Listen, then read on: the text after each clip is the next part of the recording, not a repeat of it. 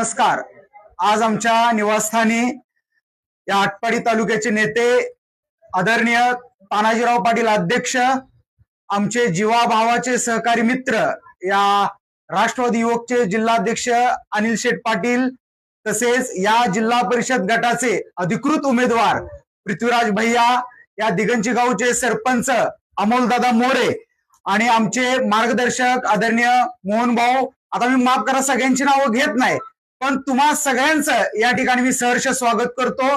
घडामोडी तुम्ही गेल्या 1.5 महिने बघताय आणि तुम्हाला सगळ्याला माहित होतं की या प्रक्रिया चालू होत्या. मी या ठिकाणी भारतीय जनता युवा मोर्चाचा विधानसभा प्रमुख म्हणून गेली 3 वर्ष काम करतोय आणि युवा मोर्चाचा तालुका अध्यक्ष म्हणून गेली 10 वर्ष काम करतोय. आणि या अनुषंगानं मी भारतीय जनता पार्टीला उमेदवारी मागितली होती, कारण मी सलग 2 टर्म भारतीय जनता पार्टीने मला जिथं उभं राहायला सांगितलं तिथं मी ग्रामपंचायतीला उभं राहिलो आणि अडचणीच्या ठिकाणी मी निवडून आलो.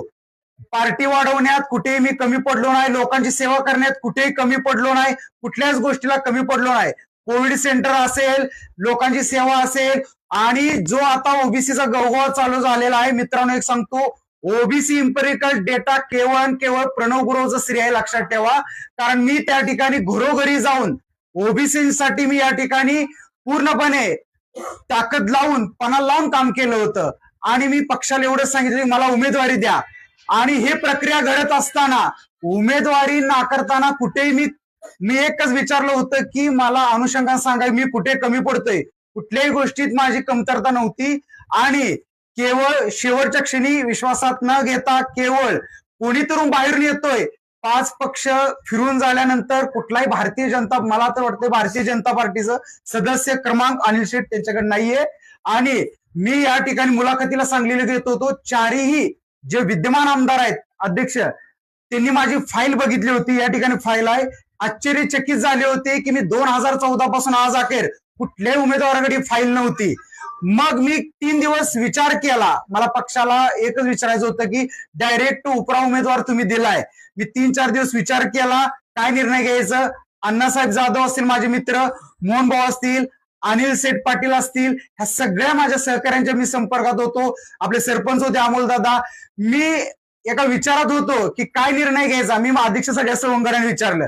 मला गावाचं, मी काय असं माझा मोठेपणा सांगत नाही की बऱ्यापैकी कल मला कळतो आणि गावातल्या लोकांनी लोकभावना होती की तू शिवसेनेला पाठिंबा द्यावा, असं लोकांचं मत होतं. मी माझ्या सगळ्या सहकार्याने विचारलं आणि अध्यक्ष, प्रत्येक माणसाला 2 मनं असतात की मला अजूनही वाटत होतं की भाजपचा करावं का न करावं. मी माझ्या कालही रात्री अजून विचार केला. मी माझ्या दुसऱ्या मनाला विचारलं की काय करावं. सगळ्या माझं एक मन सांगत होतं की आपण पृथ्वीराज भैयाला पाठिंबा द्यावा लागतोय. आणि याचं कारण आहे की जे काय आपण राबलोय, जी काय आपली ताकद दाखवायची हीच वेळ आहे. आणि त्यामुळं मी निर्णय घेतला. मी सांगतो, माझ्या कुटुंबाचं, माझं राजकारण केवळ कामावर, आपुलकीवर, प्रेमावर आहे. पैशावर बिलकुल आमचं राजकारण नाहीये. आम्ही गेली 10 वर्ष मी ग्रामपंचायत सदस्य म्हणून काम करतोय.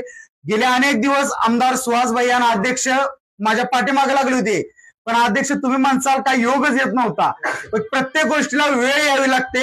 अनिल शेठ पाटील त्याचे साक्षीदार आहेत आणि ही वेळ आली पाठिंबा देण्याची. अध्यक्ष, मी एकच सांगतो की मतात काय रूपांतर असतं हे तुम्हाला या निवडणुकीत दाखवून देतो आम्ही. की केलेल्या कामाचा काय पुरावा असतो हे आम्ही तुम्हाला दाखवून देतो. पृथ्वीराज भैया तरुण आहेत, यंग आहेत, आम्ही समवयस्क आहे, त्यामुळे आमचं चांगलं जुळणार आहे. आणि मी एक सांगतो, या आटपाडी तालुक्यात हायेस्ट मतानं पृथ्वीराज भैया निवडून येणार आहेत. आणि त्यात आम्ही सगळे जे भारतीय जनता पार्टी निष्ठावान होतो, आता मोहन भाऊ आहेत, अण्णासाहेब जाधव आहेत, आम्ही मत पेरलीत अध्यक्ष.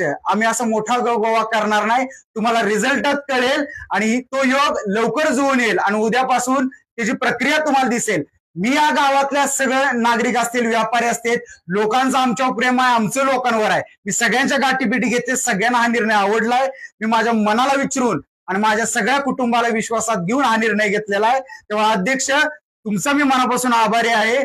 आणि तुम्हा सगळ्यांचं, तुम्ही सगळेजण आज या कार्यक्रमाला आला, तुमचे मी मनस्वी आभार व्यक्त करतो आमच्या कुटुंबाच्या वतीनं. आणि या पुढील कामासाठी पृथ्वीराज भैया तुम्हाला खूप खूप शुभेच्छा.